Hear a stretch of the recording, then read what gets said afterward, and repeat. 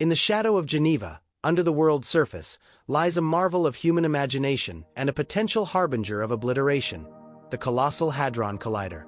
It is a sign of consistent examination, allowing specialists to investigate the subatomic world and, eventually, inciting the revelation of the perplexing God particle. A really long time back, prestigious physicist Brian Cox, as of late, made a chilling declaration that sent shock waves all through established researchers. Something upsetting has been distinguished at CERN, something that could have outcomes a long ways impossible for us to fathom. Has our mission for information set us on an intensive lesson with disaster? Go along with us as we dive into the pit of this logical riddle. Be that as it may, before we plunge into the declaration, it's imperative to figure out what molecule gas pedals are.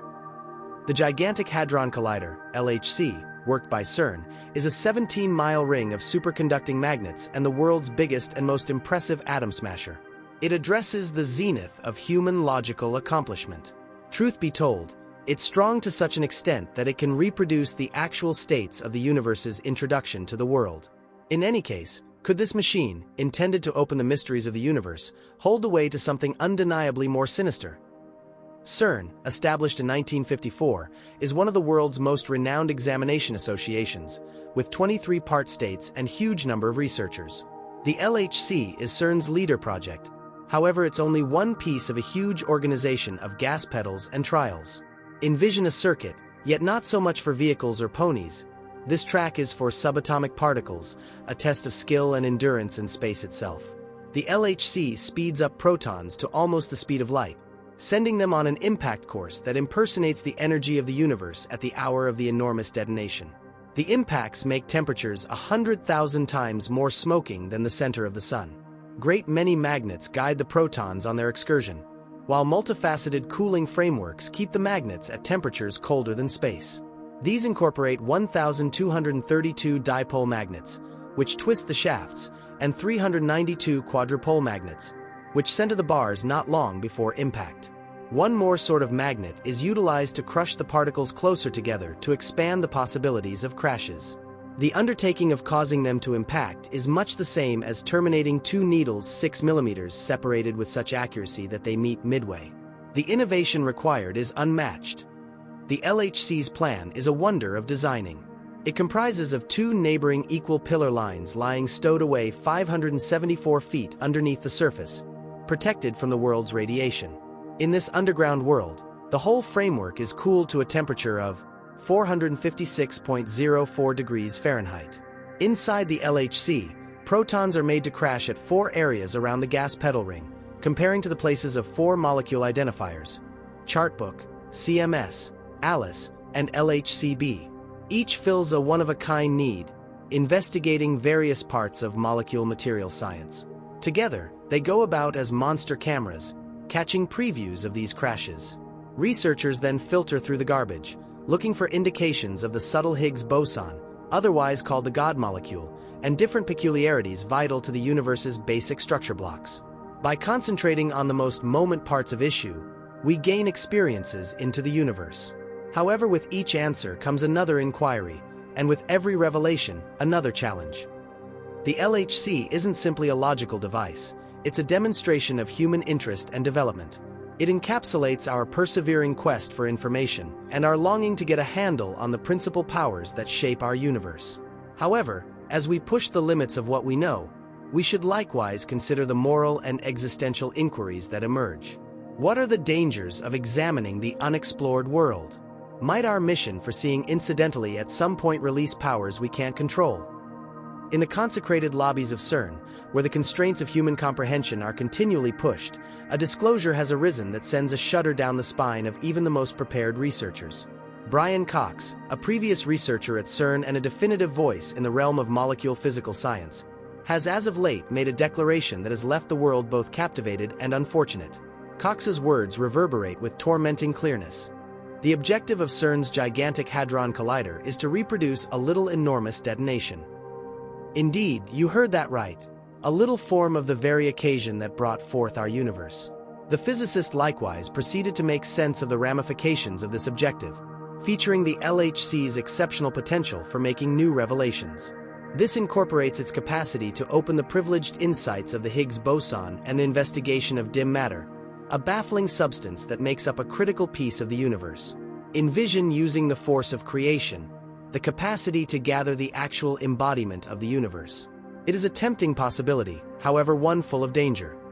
The small-scale enormous detonation is certainly not a hypothetical idea.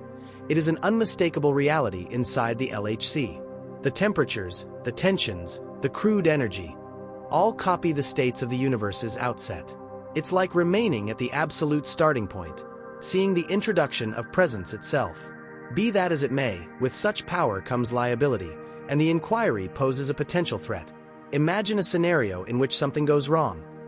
In reality, something turned out badly back in 1978. The Russian physicist Anatoly Bugorsky encountered a calamity that would everlastingly change the direction of his life. In 1978, Bugorsky was dealing with the U-70 synchrotron at the Establishment for High-Energy Material Science in Protvino, Russia, when a glitch prompted a horrendous mishap. His head inadvertently came into the immediate way of a proton bar with a power that opposed understanding. The bar went through his skull, entering at the rear of his head and leaving through his nose. Bugorsky's experience was supernatural. He saw a glimmer more splendid than 1,000 suns, yet had no problem. The pillar's way resulted in a path of obliteration, consuming tissue and bone, yet amazingly, Bugorsky stayed cognizant and, surprisingly, strolled to the facility for treatment. The consequence was both stunning and entrancing. The shaft's way caused limited tissue demise, prompting the deficiency of hearing in one ear and fractional facial loss of motion.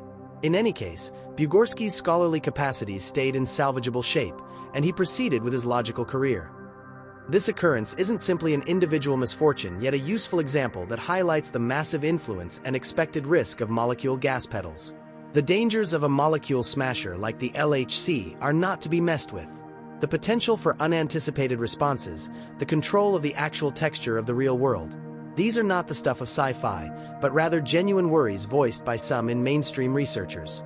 The universe's privileged insights are not simple toys, however, instruments of enormous power. One of the most disturbing worries related with the LHC's investigations is the chance of making a small-scale dark opening. Dark openings are districts of spacetime where gravity is solid to the point that not even light can escape. They are astronomical vacuum cleaners, devourers of stars, strange substances that hide in the shadows of our universe.